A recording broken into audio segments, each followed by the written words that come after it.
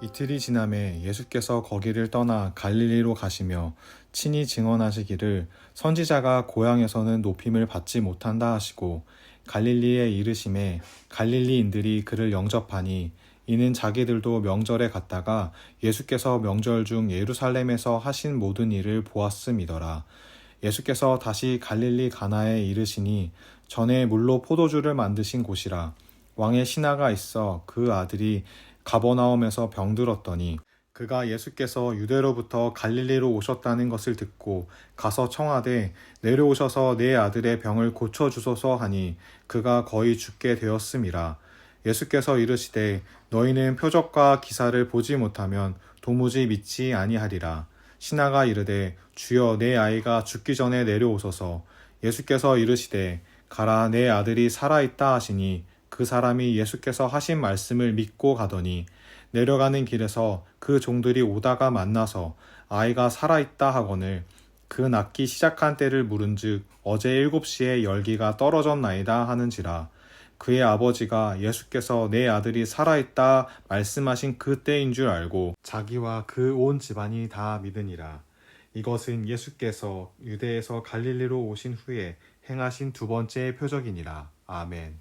성도 여러분, 좋은 아침입니다.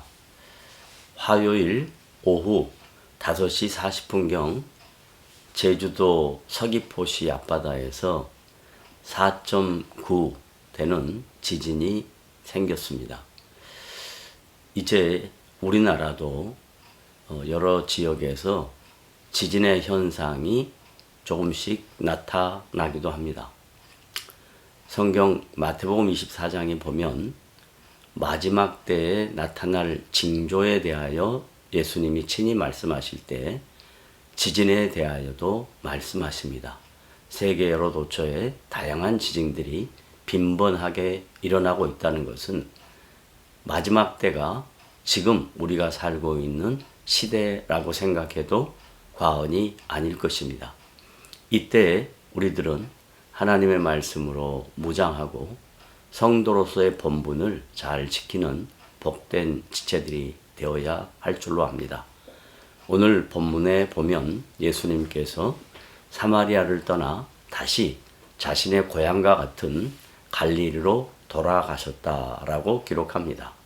사도 요한은 오늘 본문 4장 44절에서 친히 증언하시기를 선지자가 고향에서는 높임을 받지 못한다 하시고 라고 기록하였습니다. 예수님의 이 짧은 표현 한마디로 그 당시 유대인들의 고정관념과 선입견이 얼마나 큰지를 설명하고 있는 내용입니다. 선지자가 고향에서는 높임을 받지 못한다고 말씀하신 진정한 의미는 하나님께서 선지자들을 통하여 역사하셨던 역할들은 보지 못하고 그들의 인간됨만을 보았다는 것입니다. 하나님께서 당신의 구원 역사를 이루시기 위하여 도구로 사용하셨던 선지자들은 대부분 인생에 문제가 있거나 부족하거나 흠이 많은 연약한 사람들이었습니다.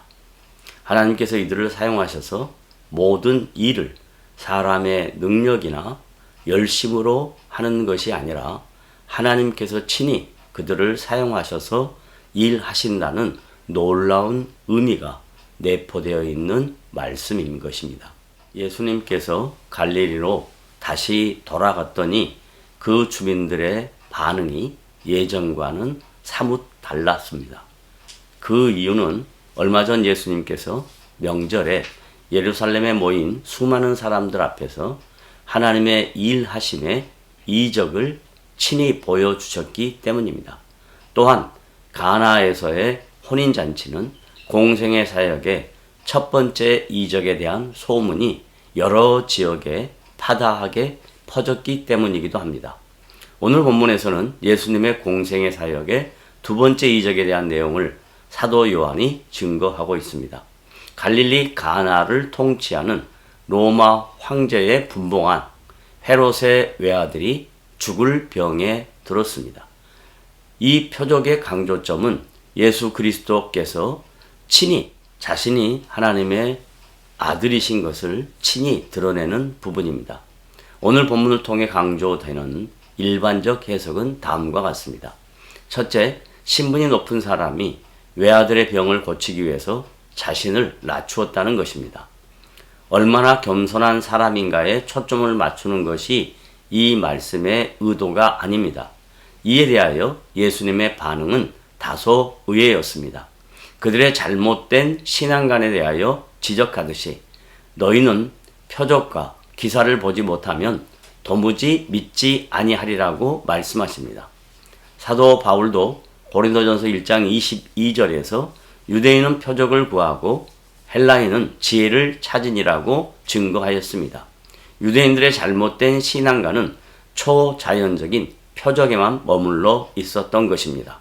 둘째, 예수님을 단순히 병을 고치시는 능력자로만 이해했다는 것입니다. 아담의 범죄 이후 모든 인간들에게는 다양한 질병들이 있습니다.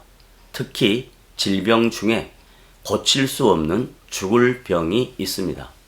아무리 권세를 가진 통치자라 할지라도 죽을 병 앞에서는 속수무책이었으며 어떤 대가를 치르더라도 기적이 일어나기를 바랐던 것뿐입니다.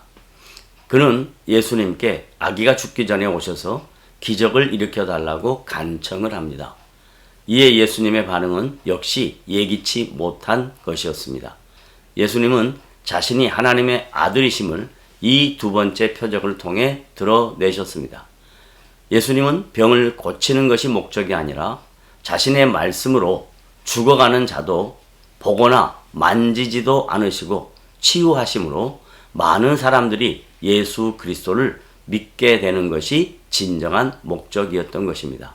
성도 여러분, 우리들도 이 세상 속에 살면서 예기치 않게 큰 중병에 걸리거나 또한 죽을 병에 걸릴 수도 있습니다. 이럴 때 단순히 병의 치유만을 위하여 기도하는 것이 아니라 예수님은 병까지도 다스리시는 하나님의 능력을 갖고 계신 분이라는 것을 믿으시고 여러분의 삶 속에 어떤 어려움이 있을지라도 그분께 간청하여 그분의 능력과 하나님의 아들 되심을 믿는 거룩한 역사가 여러분의 인생 속에 드러나시기를 주님의 이름으로 부탁을 드립니다.